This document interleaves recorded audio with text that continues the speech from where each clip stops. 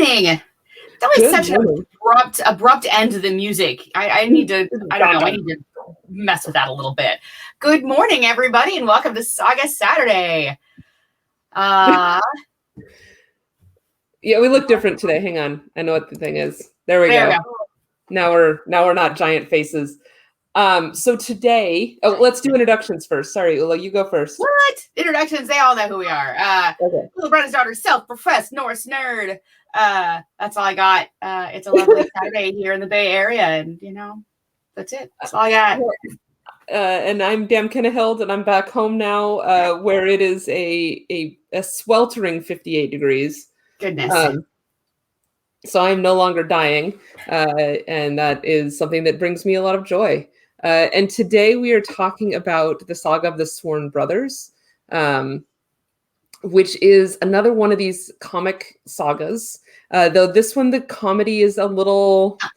you got to dig for it a little bit. Yeah, I was going to say, it's a stretch. I was waiting for more comedy. This is the first time I'd read it, and I was looking for a little bit more comedy and lightheartedness.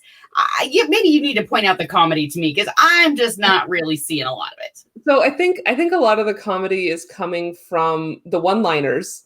So the two sworn brothers, who we're going to meet in a minute here, do drop a lot of sort of Bon Mot type. That is true. Type one-liners, and then just how much. I think part of the comedy is how many people's names start with Thor, because I ended up having to make myself a list next week. So this is going to be a two-parter. At least 2 parts.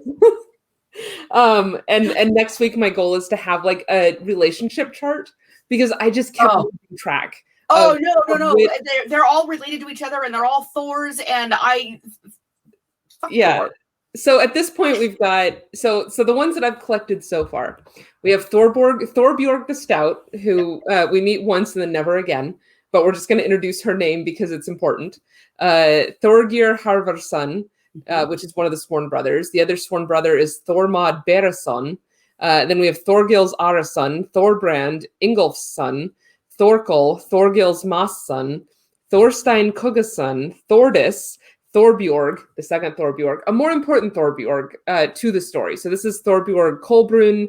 Thorbjorg Kolbrun and Thordis are both kind of lovers of Thormod to one extent or another, and he writes poetry, and it's don't give away that's an important fun little bit. Okay, so there's a whole bit. You have Thordis and Thorbjorg Kolbrun, and then you have Thorstein Egilson, who is that Egilson, but again only pops up briefly. They just want to make sure that we know that the Egil family gets wrapped up in this too. Yes. Thordis the widow, so we have another Thordis. Thorgeir, another Thorgeir. Thorgrim Einarsson, sometimes called Thorgrim Troll, which I thought was a pretty cool name. And then Thorarin Torvaldsson the Overbearing. So, which is just about the most SCA name that I have read in a saga. Although Thor Constance, I love Thor Constance there.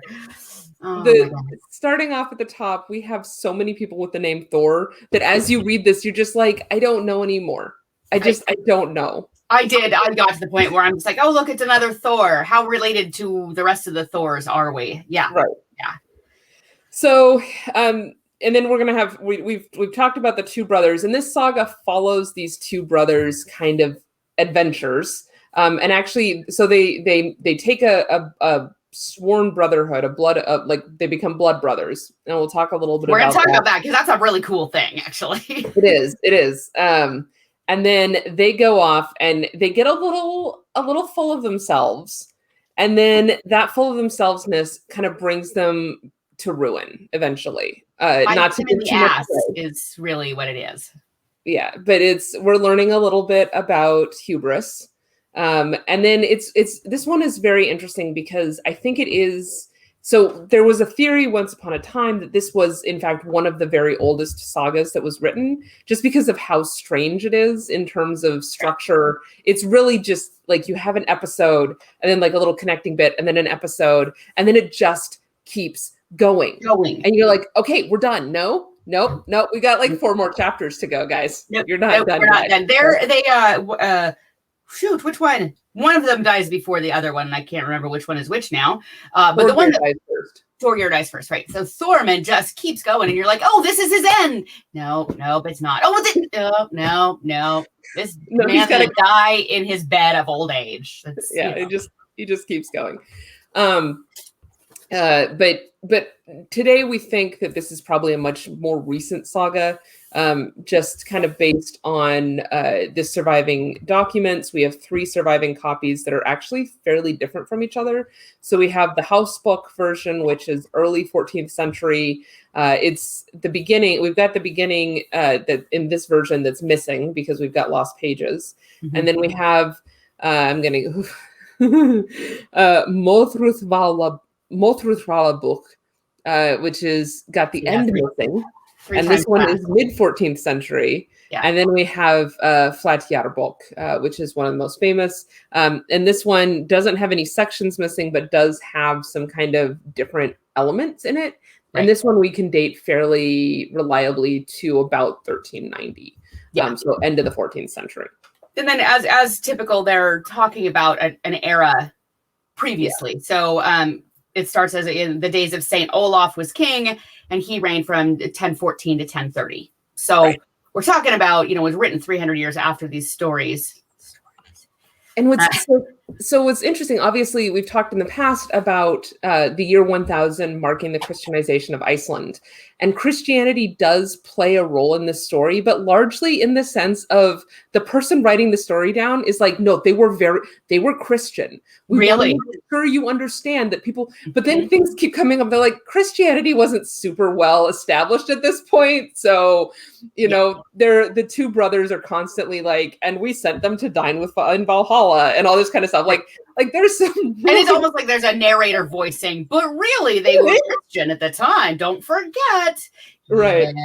Yeah. At one point somebody dies, or a bunch of people die in a ship battle, and they're like, well, we just buried them because it was a long way to the church, and what does it matter anyway? It's fine. It's all concentrated around. So before we kind of get into the different characters in the story, we figured today we'd introduce you to some of the characters and go through probably the first third to first half of the story. Yeah.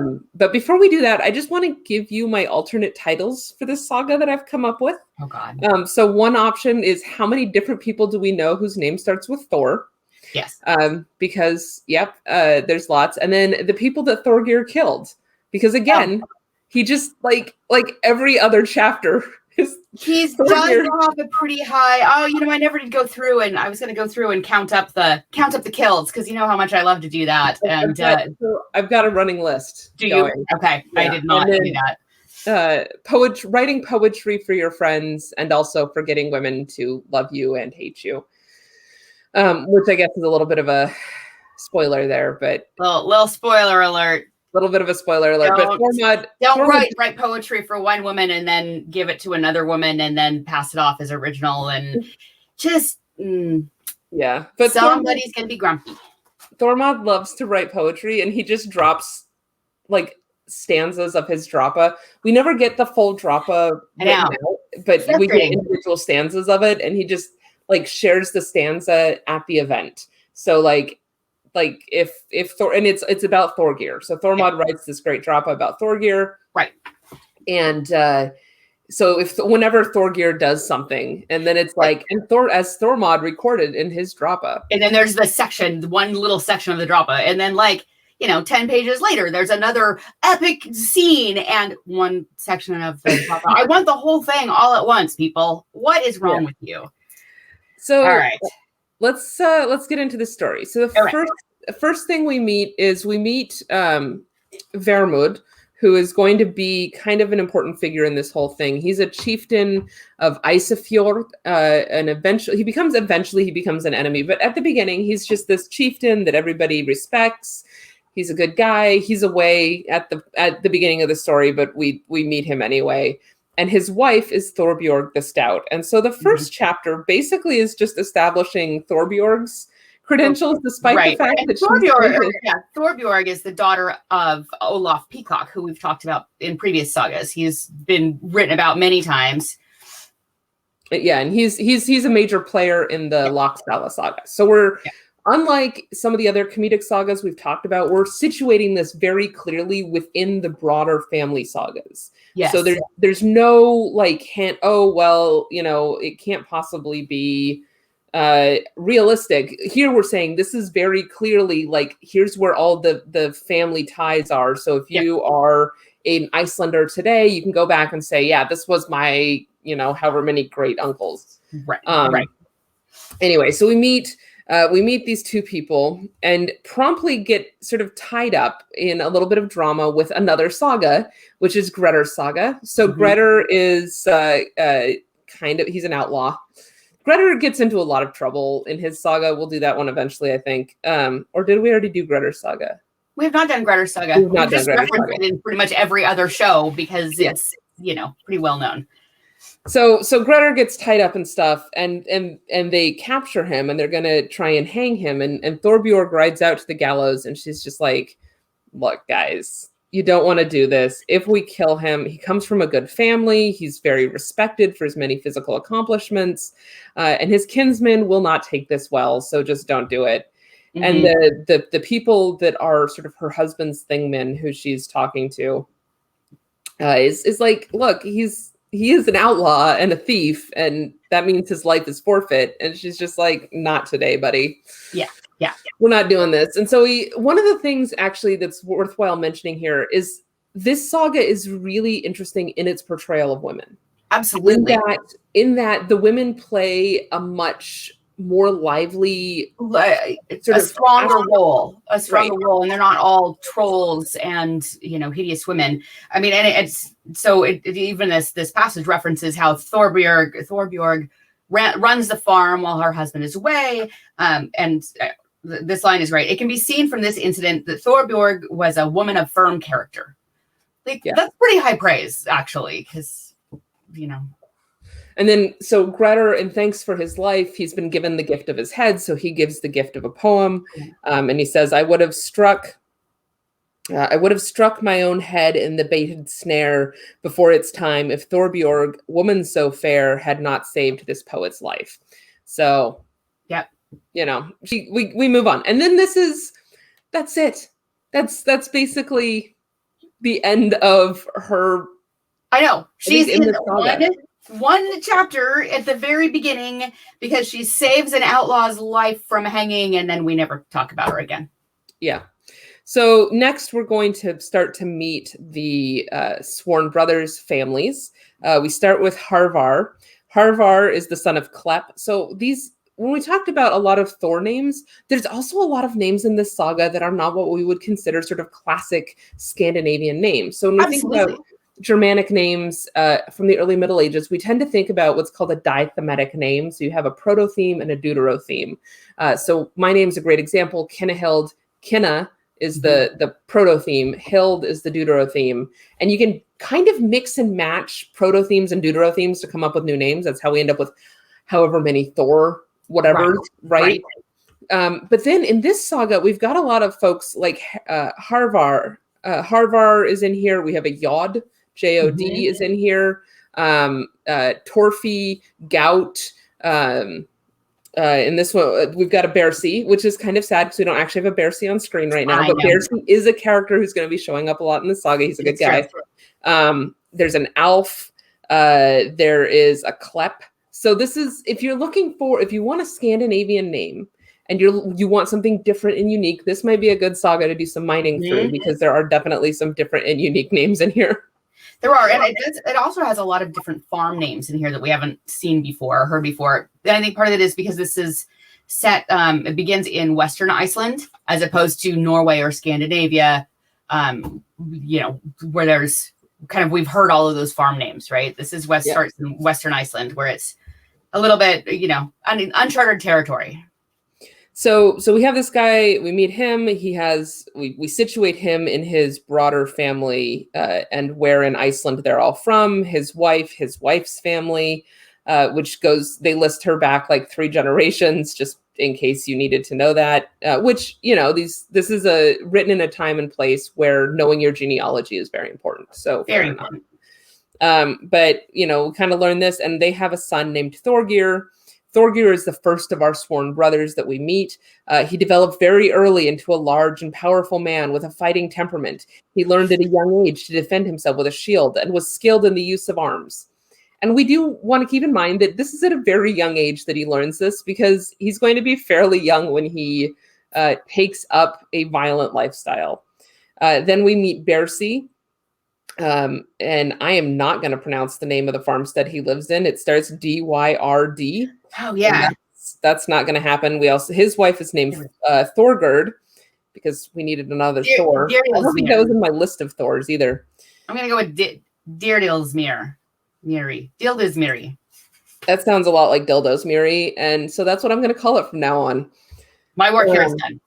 So then they have a son named Thormond. Thormond is our second of the two sworn brothers. He's a lad of average build with black curly hair, a man of vigor and courage. So we've met these two. We've got a chieftain gets introduced, Thorgils.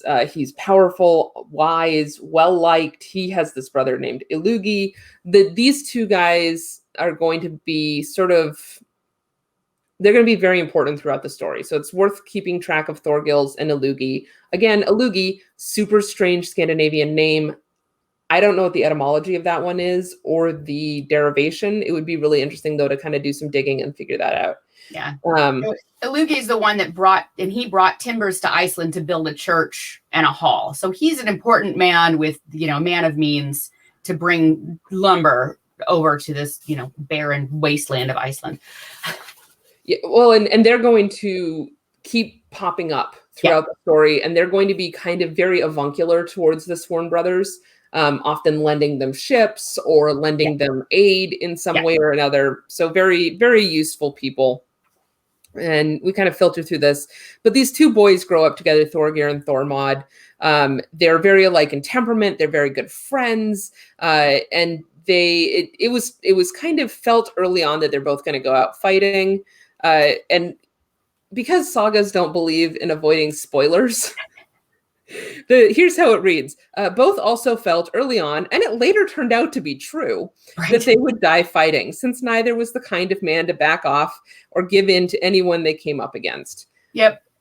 That is a very true statement, and they're going to spend the rest of this saga not backing down and not, even when it would be intelligent, to be like...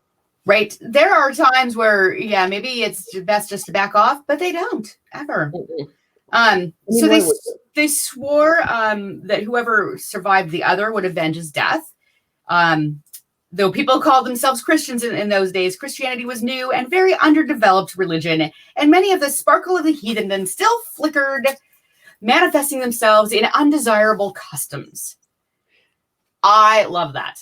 I also want to, I have this brief bit of there's a little humor for me where they're like, Christianity was a very underdeveloped religion. It's like, it's been around for, give or take, technically 1,000 years, but let's really call it about 700 years. Yeah, but not so much in Iceland. Yeah, that's fair. I just we've had some major decisions made in the Christian faith at this point, but it's underdeveloped still. We've written the Nicene Creed. The Council of Nicaea has happened, but whatever. No. Not in Iceland. It's not important. So, but there is a tradition in Iceland among men of renown to become bound to each other by a law that stated whoever outlived the other would undertake to avenge his death. I can't talk today. They had to walk underneath a triple arch of raised turf, and this signified their oath. The arch was made by scoring out 3 lengths of turf and leaving them attached to the ground at both ends, then raising them to the height whereby it was possible to walk under them. Thormond and Thorgeir undertook this rite as part of their sworn agreement. So I'm just picturing that, and how cool would that be? But how weird would that be? So my friend Rose is listening, and we actually did a million years ago when we were both teenagers, did a kind of a swearing ceremony, a sisterhood ceremony. Rose, how cool would it have been if we had chopped up the turf and walked through it? They probably would have gotten mad at us at the park, but whatever. It would have been fun. Well, and so the book does talk a little bit about this in the glossary. So you've got the arch of raised turf. The Icelandic word here is jarðarmenn, which presumably jarðarmenn are the men who have gone through this. So in order to confirm sworn brotherhood, the participants had to mix their blood and walk under an arch of raised turf. So there's some solid blood magic stuff going, which is always necessary when you're like they're not even 15 yet. So right. These are young teens. Somebody was like, "Hey, you wanna with the blood and the mud and the yeah." For 13-year-old Claire would have been very into this. Today it's a little less like, you keep your blood. Now I don't feel as much desire to mingle blood with other people. But like 13-year-old desperately wanting to be a goth Claire would have been like, this is the coolest thing in the world. Anyway, so we have this thing. They do this oath. Thormod is the elder of the two by just a little bit, but Thorgeir's the strongest. They go on many adventures, again, before the age of 15. We know that they're not 15 yet because something happens when Thorgeir turns 15, and it gets identified pretty clearly. Yeah. So these are like, they're going on adventures around Iceland. They have the support and trust of their fathers, which is obviously very important. Though they start to get into some trouble, as young teenagers are wont to do. What do you gotta do? You're roaming around Iceland at 14, So, Verma kind of pulls them aside, like, look, guys. Maybe tone it down a little bit. And he pulls the fathers aside and is like, you guys need to take better control of your sons. They're causing some problems. And the fathers are just like, you know what? Maybe not. It's fine. So unfortunately, maybe not, it's fine was maybe not the greatest answer, because this kicks off, there's some trouble between the fathers, the sons, and this guy named Jod. So Jod and Harvar kind of get into it a little bit. About a horse. And so horses are first off, horses are very important in Iceland, very important in Icelandic history. Obviously, Icelandic horses are a unique land race, or a unique breed. And in terms of like wealth, your wealth could be measured in horses. Horses were raised not only for being pack animals and riding and all that kind of stuff, but also for food. Like it's a very key part of their culture. But horses are going to show up a lot as central problem causers. Yeah. Or sources of problems, I guess. So Jod and Harvar get into it, and ultimately, Jod has this barbed spear. There's a lot of barbed spears that are going to run around in the story. And he turned suddenly to Harvar and drove the spear through him, wounding him mortally. Jod then took the horse and journeyed on till he reached home. Harvar's men discover he's dead, and this becomes, they found him dead where he'd been slain. They thought these ill tidings indeed. Obviously, it's ill tidings. You've got a dead guy. Here. That's not generally positive tidings.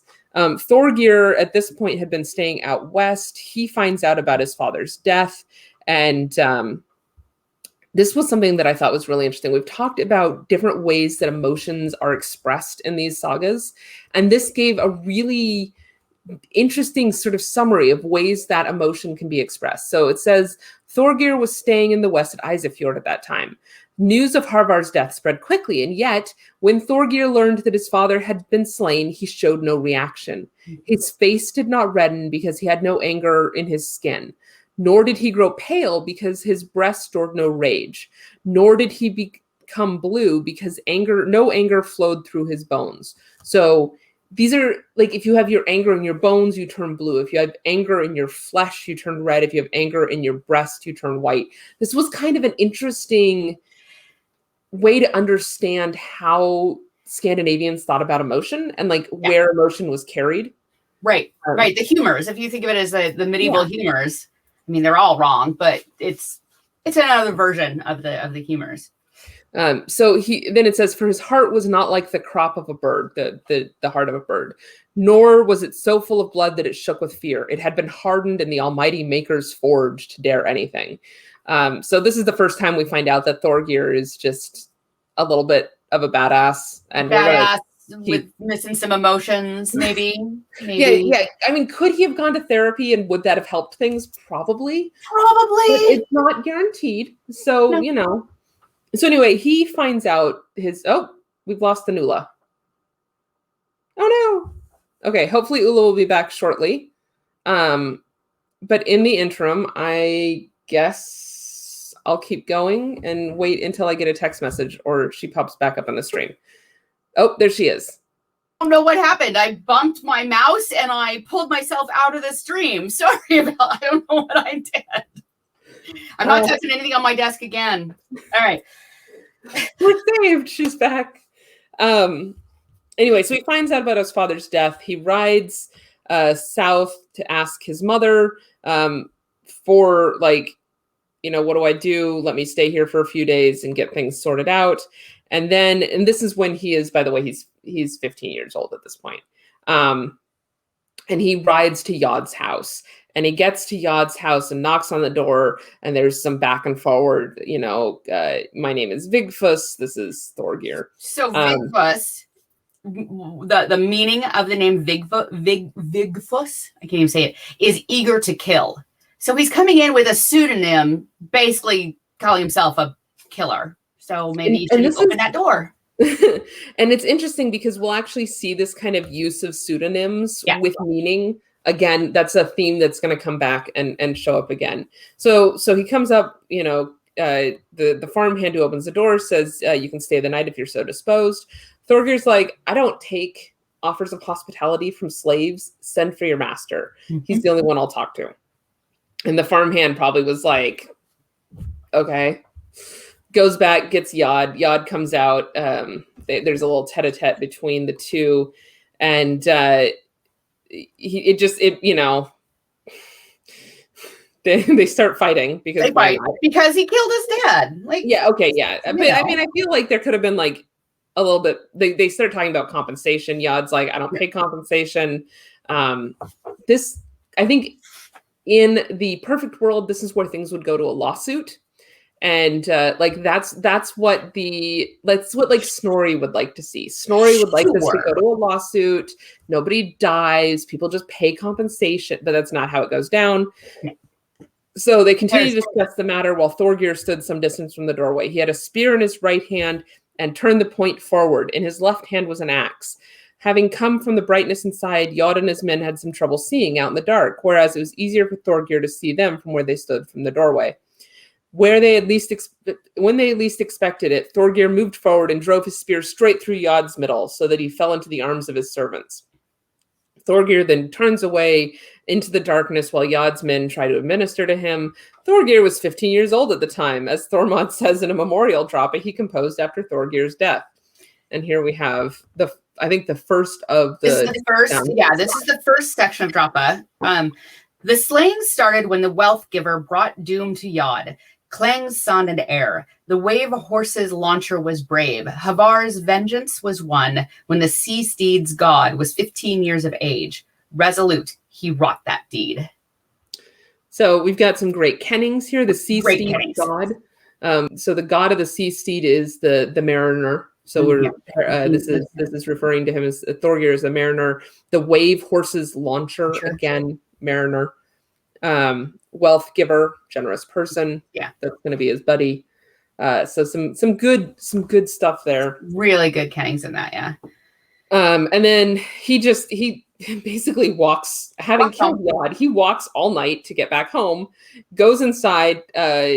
His mom gets woken up because they're like, your son is here. And there's this whole thing about like, excuse me, farmhand, why are you not more curious about the whatever? Okay. So she gets up. She's like, oh, it's my son. How outstanding. What happened? A man has been wounded in the evening. Well, who is responsible? She says. I cannot deny my part in this, he answered, which this is where I think some of the humor is, right? Like, this is kind of that, hey, honey. Oh, right. It's that sly Norwegian humor that I just don't get as much. Yeah, it's that sort of like, hey, honey, what happened? Oh, somebody got stabbed. Oh, no, who did it? Well, I can't say it wasn't me. Like, okay. And then how bad was the wound? She asks. Oh, and by the way, her name is Thorelf. So we have Thorelf and Thorgeir. Yeah. Because again, we can't find different names, guys. Better names, other names. I think Bercy was talking at one point about a theory that that in Iceland Thor was a more popular deity than he was in mainland Scandinavia. Yeah. And some of the evidence was this use of Thor as a name element, as a sort of an honorific, or not an honorific, excuse me, as a like to honor. Yeah. There's a specific term for a name that involves the name of a god, and I can't remember what it is. So anyway, DNA. And I love his response. Mom asks, "How bad was it?" And he says, "I don't think the wound he suffered at my hands will need binding." Okay. Yeah, I saw the spear pierce him through, and he fell back into the arms of his men. So I guess that's another bit of that kind of stoic Scandinavian humor. It doesn't need to get bandaged. It doesn't matter.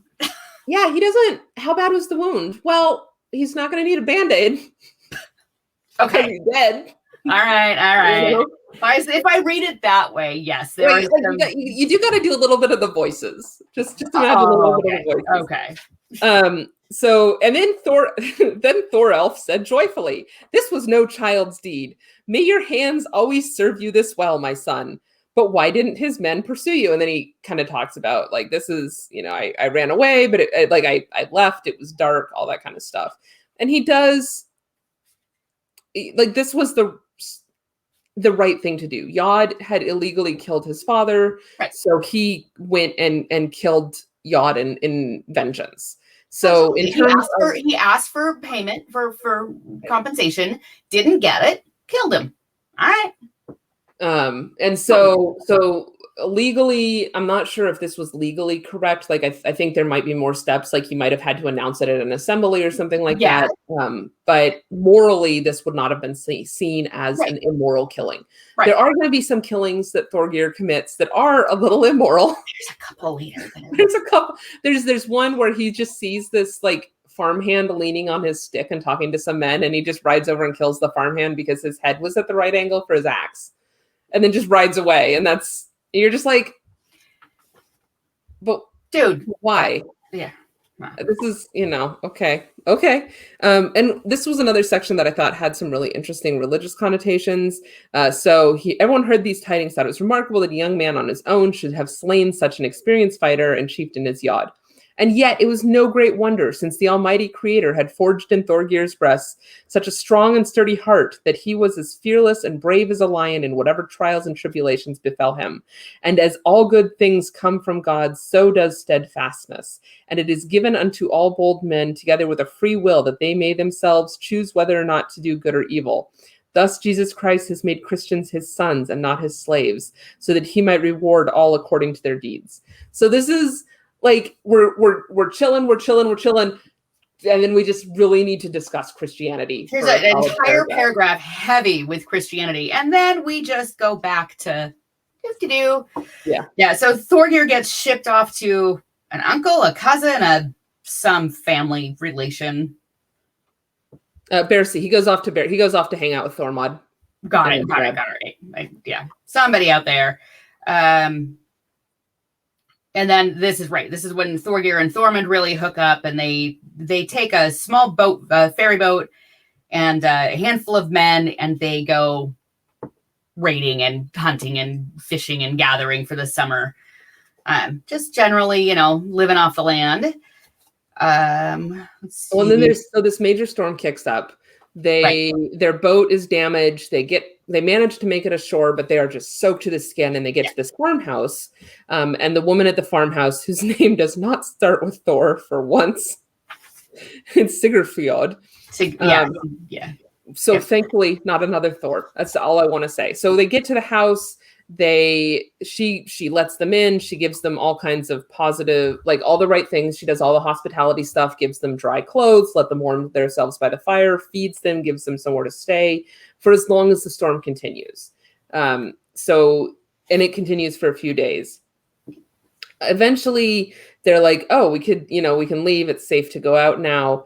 But Sigurfljóð is like, look, I've let you stay here. I would really appreciate it if you would take care of a problem for me. And this problem that we've got are these two guys, this father and son pair who live across the fjord from me or near me, who are just causing all kinds of problems. Or is it? No, it's just one guy, I think. Yeah. Yeah. Okay. Just I'm getting my elements of my story. Okay. I'm like, wait. So, if you would please, though, handle this, I'd really appreciate it. They talk about it. They're like, look, we know that he is a friend of Vermund. We know that and that's going to mean bad for us because right. Vermund's a very powerful chieftain. And if we cause problems, it's just going to go poorly for us. But she's like, you know what? They're bad guys. I'm telling you, bad guys. She says, best to know bad company by report alone, as the saying has it. I don't know a whole lot about that saying. I know there's a website out there that's got some really good information that I've seen in the past, and I need to find it. I'm hoping to find it for next week, and I can give you a little bit more information about that. If you think yourselves great fighting men while you bully crofters, but you grow fearful when a real test of manhood is before you. So she sort of... She's doubling down and digging in right. there. Yeah. Which, of course, the two, Thormond and Thorgeir, they cannot let that slide. No. All. Stand up, lads. Let's pay the woman for our stay. All right. Right. And off they march. And they introduce themselves. You may have heard report of Thorgeir Harvarson and Thormod Bearson, and now you can see them for yourselves. So they're in no way sneaking around. They're cocky little shits is what they are. They are. Just picture these, 15, 16-year-old cocky little shits going around the Icelandic countryside, stirring trouble. So Ingolf and his son Thorbrand are the two that are being dealt with here. They kind of argue back and forward. They're like, look, so there's the Thorbrand has this really great sort of bon mot. He's, what have we done that what have we taken? We look like whatever we have taken, we took like men, and bravely too. And we would not part with any of it in any manner. As for you, Thorgeir, I think you'll soon be breakfasting on my spear than on my property, which I thought was a real nice, you'll be breakfasting on my spear. So that's really, if there's any fighters watching, I guess, Ula, you're a fighter. Yeah. I have put on armor in the past. I'm not a very good fighter, but this is the kind of bon mot you want to throw out. Yes. Soon you'll be breakfasting on my sword instead of those snacks that somebody made for you back in camp. Like I'd like to see. Maybe if I threw out more one-liners like that, I'd be a better fighter. Dazzle them with stupidity, and I don't know. I like to throw out just like, did you know? And usually the person I'm fighting is like, why are you talking? Why? It's because I'm bored and this is amusing to me.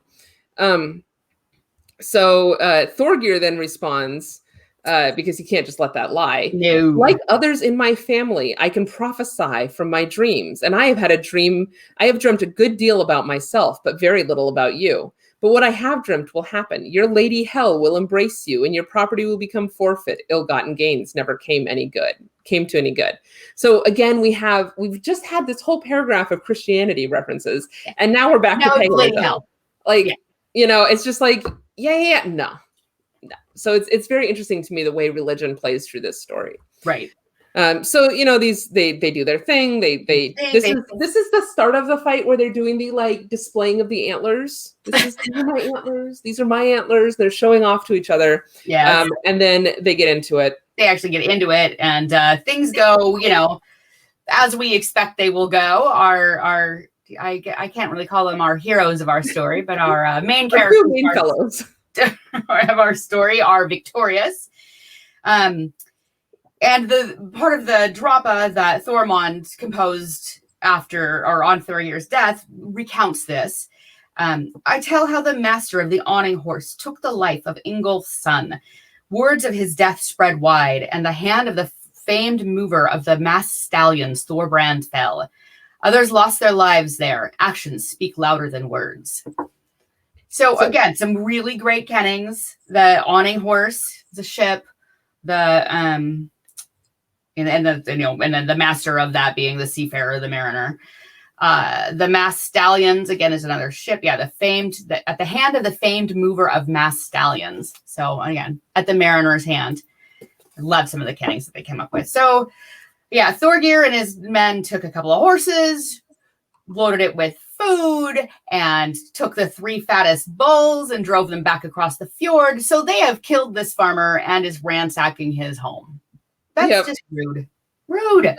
What you do. But so they go back to Sigurfjord and she greets them. She's like, hey, what happened? And they tell her, and she's like, outstanding. Hide out here. Great job. Stay silent. I'm going to go make sure nothing bad happens. And this was something that I actually thought was kind of cool. So, she has egged them on. She's asked them, please go commit this murder for me. Right. That is going to be a problem. They're like, cool. They go commit the murder. And so she goes herself to Vermund, and she says, they have a little back and forward then. And she says, have you heard about the slayings at Jökulsfjörður? What slayings? Thorgeir Harvarsson and Thormod Barrason slew Ingolf and his son Thorbrand. Vermund, they go too far, these sworn brothers, killing our men like this. I will not have them killing any more of our people. And then this is where she gets pretty reproving at Vermund, right? Mm-hmm. So she says, it was to be expected that you would react like this. Though some would say that they should not have killed your men, but done this slaying, that they have not killed your men, but have done this slaying for you. Who else should punish crimes such as plundering and robbery if you as chieftain of this district choose not to? It seems to me that Thorgeir and Thormond have carried out a task that you should either have carried out yourself or employed someone to do. And you would understand what I mean if you weren't blind. I came here to see you in order to purchase immunity for those responsible for the slayings, though not as compensation for the slain.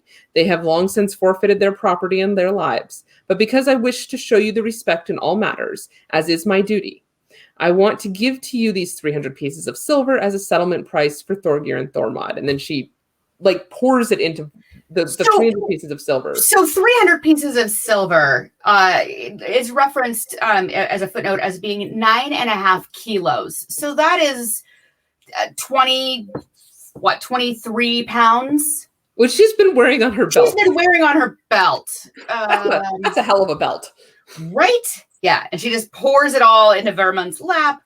It was good silver, and he opened his eyes wide at the sight of it. Then his anger assuaged, and he promised he would grant Thorgeir and Thormond a degree of security, though he added that he did not want Thorgeir to stay long in Isafjord. So nope. No, bubble over. Water. They parted. She went back to her farmstead and told them that everything was settled. We're all good to go. They stayed there for another winter, and then they departed. Yes, they departed as friends.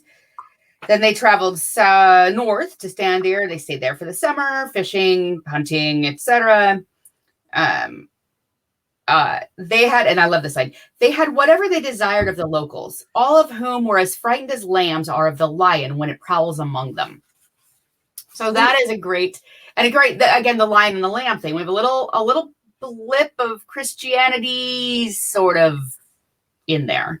It is something that I found really interesting reading this is today, when we think about Christianity, Christ isn't the lion, he's the lamb, right? Right. Agnus Dei, the Lamb of God. The Lamb of God. Right? And it's turn the other cheek, you're supposed to be, it's a little bit more pacifistic, but in this period, they're trying to convert people who live a very sort of militant, violent lifestyle. And so they're like, look, we can't make it too pacifistic. Otherwise, they're not going to join our party.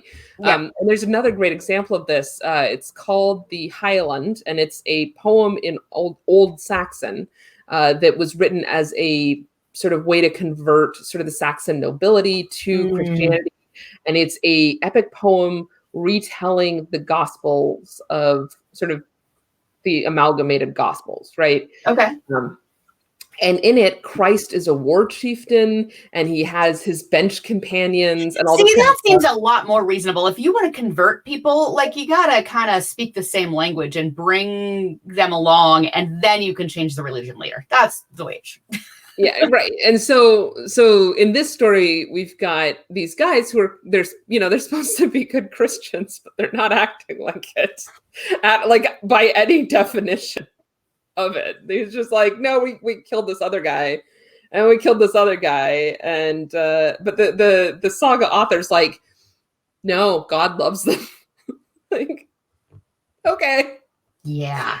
So yeah, we get now to we meet Bear, another really weird name, but Butraldi, Butraldi. I love that name, Butraldi. Butraldi. And I love it. A loner of no fixed abode. Okay. Yeah, he works the summers and he hangs out with some buddies in the winter. He's described so well. Yeah, large, powerfully built man with an ugly face, quick-tempered and vengeful, and he was a great slayer of men. He worked as a hired hand during the summers, wandered around in the wintertime with two other men, staying at various farms for a few nights at a time. He was a distant relative of Vermund, and that's how he escaped that's how he got away with this stuff, was he was related to Vermund. And again, staying a few nights at a time at different farmsteads. We've talked about that in the past, that the kind of the unwritten rule was 3 nights. That's your max. After 3 nights, fish and house guests, that's what starts to smell bad. So move on. But what a life to be, just traveling around, tromping house to house, get my 3 days here. Oh, I'm going to move to your neighbor's house now. 3 days there. So he ends up at the home of this guy, Thorkel. Another Thor. Thanks. He's wealthy, but he's not very generous. And he kind of prefers his own company. And he's also a little bit faint-hearted. So he's got Butraldi staying there. He's not sure. They're talking like, hey, this is where I'm going. He's like, I'm not sure that this is going to go well for you. For Butraldi, the weather's turning bad and all that kind of stuff. And so then all of a sudden there's a knock at the door, and this certainly didn't improve matters for him. He left the room, went to the door, opened it, and saw an armed man standing out there. Thorkel asked the man's name. It's Thorgeir. Surprise! Thorkel asked whose son he was. He says, I'm the son of Harvar. And this put a great fear in Thorkel's breast as his heart began to beat faster. So Thorkel the poor guy just lives on his nerves, right? Yeah. He's nervous about being around Butraldi. He's nervous about being around the son of Harvar. And I love it. And Thorkel said, well, Butraldi's here with 2 other men, and I don't know how he feels about you. So I expect he wishes you ill, since he is a friend of your enemy Vermund. But I can't stand the sight of bloodshed and will surely faint if you two start fighting. And Thorgeir was like, oh, it's all good, man. I'm not going to fight here. It's all good. I like to imagine Thorkel is just this like, I don't want to do the please be nice to each other. It's the best. Anyway, so he goes into the main room. Thorkel's there. There's a table. I don't have much to offer, but come sit here beside Butraldi. This is obviously going to end poorly. He gives them some mutton ribs, some cheese, all that kind of stuff. But okay, yes, but it's some old short rib mutton and old cheese. This is not fresh, good stuff. Like, he's kind of bottom of the barrel, right? Yeah. And Butraldi made a brief sign of the cross, then picked up the mutton ribs, carved off the meat, and continued to eat until the bones were picked clean. And Thorgeir took the cheese and cut off as much as you wanted, though it was hard and difficult to pair. Neither would share either the knife or the food with each other. So Thorgeir has the stinky old cheese, the hard dried out cheese, and Butraldi has the, stringy ribs.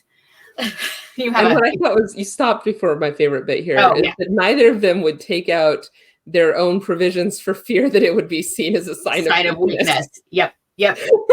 you gotta suffer through this real bad food, and you're just like they're sitting next to each other, so they're probably not staring each other down, Right, but they're full on, just yeah. like staring contest as they're eating this awful food, and they're just like, this is the worst. This is the worst, but they ate their fill.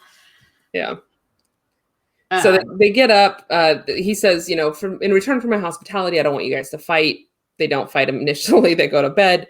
The next morning, they get up and they're making their way. Thorgeir gets up earlier and he leaves, sort of. And Bertraldi starts making these so the hero ran off, didn't he?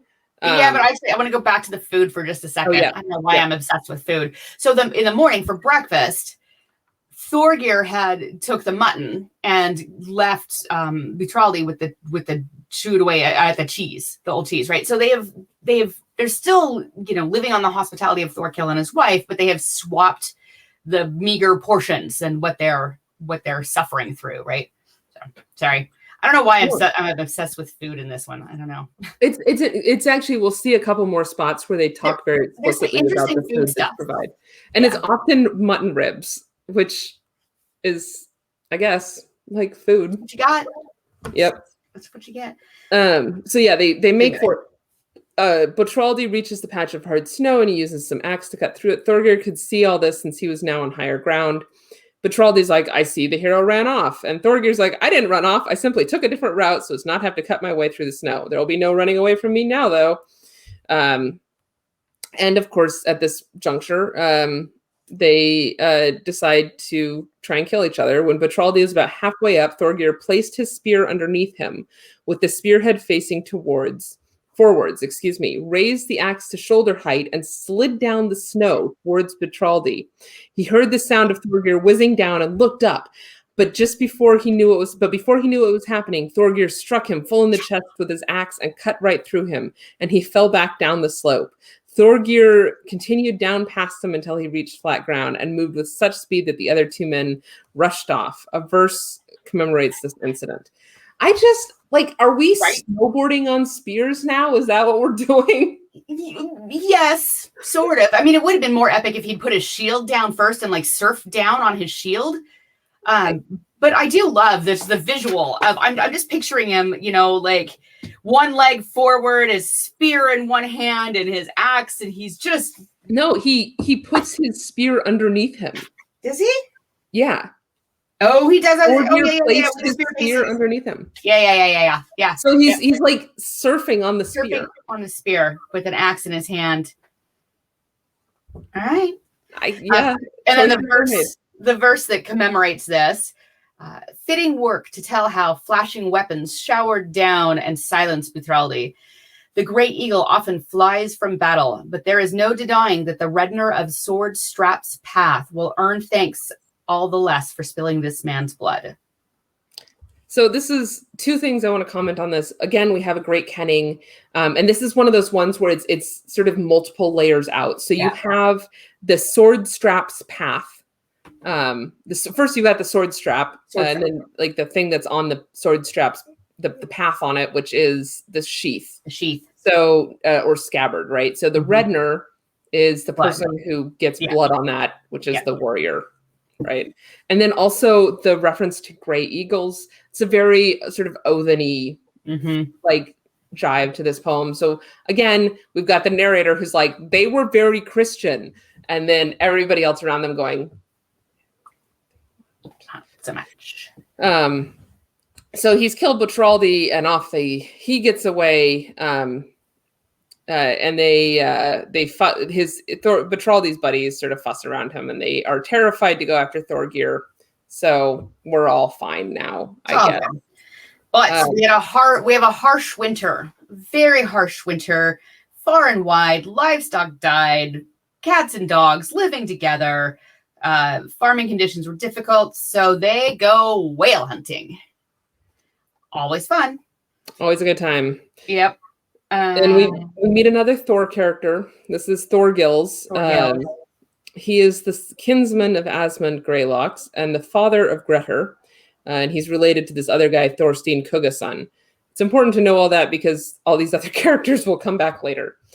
But you only get introduced to them on the fly here. So there's this stranded whale that Thorgils is sort of cutting up, and Thorgeir comes upon him and is like, hey, Thorgeir hears about it and goes to where Thorgil is chopping up the whale with Thormund, and they're like, hey, yeah, you gonna use all that? That's a lot of whale for you. Thorgils gets kind of interesting here. So Thorgils is like, yeah, absolutely. Then let's just keep what you've already cut. Yeah. So I think what's happening here is Thorgeir is like, hey, it would be really nice. You've cut a bunch of this whale off. So stop and let me get some too. Thorgils is like, absolutely. Let's just both of us keep what we've already cut. Yeah. So he's saying, let me keep what I've got.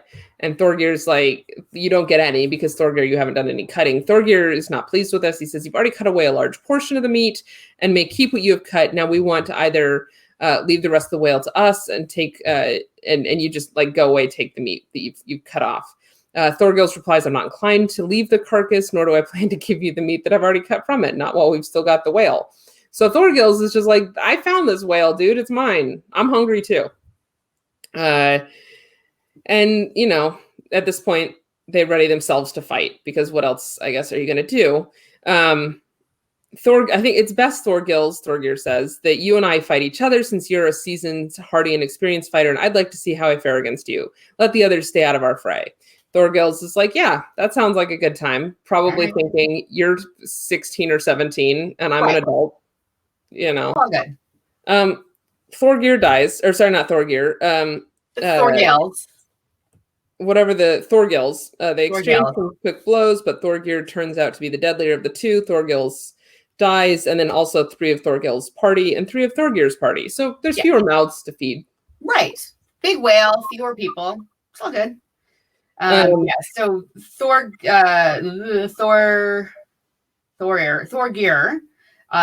is outlawed for slaying Thorgils. And this judgment is brought in. Let's see. For our audience, if you're getting confused, that's okay, because at this point, I think it's safe to say both of us were just like, could we get different names? Could we just get different names? I'm just gonna start numbering these people or something. Like I don't know. So at this point, Thorgeir is now outlawed for killing Thorgils. But they still, Thorgeir and Thormond still spent the summer up there. Everybody was frightened, and they prevailed over all things like weeds taking a field. So they're outlawed, but they're still just tromping around the countryside, doing whatever in the hell they want. People get grumpy about it, but people say that at the height of their tyranny, Thorgeir spoke these words to Thormond. Do you know of any other 2 men as eager as we, or as brave, or indeed anyone who has stood the test of valor so often? Thormond replies, such men could be found if they were to look for, who are no lesser men than us. They are so fucking full of themselves. I just want to knock their heads together. But this I think this is the bit where we're going to wrap it up for today, because we just hit an hour. But this is where their relationship kind of breaks up. So Thorgeir says, if the 2 of us were to fight, who do you think would win? And Thormond says, I don't know, but I do know that question of yours will divide us and end our companionship. We cannot stay together. Thorgeir tries to back up. He's like, I wasn't really speaking my mind. I don't think we should fight. I just wanted to know who you think would win. And Thormond's like, look, it came into your mind and you spoke it. This is where it's got to stop. So at this point, they go their separate ways. We are not even halfway through this story, so don't worry. We're not. Plenty more to come. What's so this is a great spot to take a break, but there is another section of Droppa. Might as well wrap it up with that. They go their separate ways, and the Droppa that Thormond writes regarding this is, people have heard we had many slanderers who tried to come between us, but I enjoyed advice from the wound snake's reddener. Though men's hatred I have felt, I will remember nothing but the good between me and him, the steerer of waves beasts. So that's something that Thormond wrote after Thorgeir's, or in memory of Thorgeir's death. So you know, at the end, which we have not even gotten to yet, because there's another like 80 pages to go before the end of this, people. But, you know, they go their separate ways here as their cocky teenage selves, but spoiler alert, in the end, they still like each other, right? Yeah. No, they maintain this mutual respect. They just, at this point, realize if we stick together, we're going to kill each other. And yeah, that would be bad. So it would be bad, very bad. How do we fulfill our sworn brotherhood? Because if you kill me, you're sworn to avenge my death. Right. Yeah, that gets into a whole thing. So next week we will same bad time, same bad channel. We will pick up where we are leaving off, which is going to be the adventures of Thor. Wait, Thor. It's one of the Thors. Shit. I think we start with Thorgeir. Yeah, I think we start with Thorgeir, and then we bounce back to Thormond for a while, and back to Thorgeir, and back. There's a lot of bouncing around in the next few chapters, but there are, as you can tell by all my little post-it notes and handwritten scribbles, there are lots of cool things to come. So, anything else before I cut these fine people loose? No, other than to say, have a great day, everybody, and yeah, that's all I got. All that good stuff. All right, we'll see y'all next week. Bye.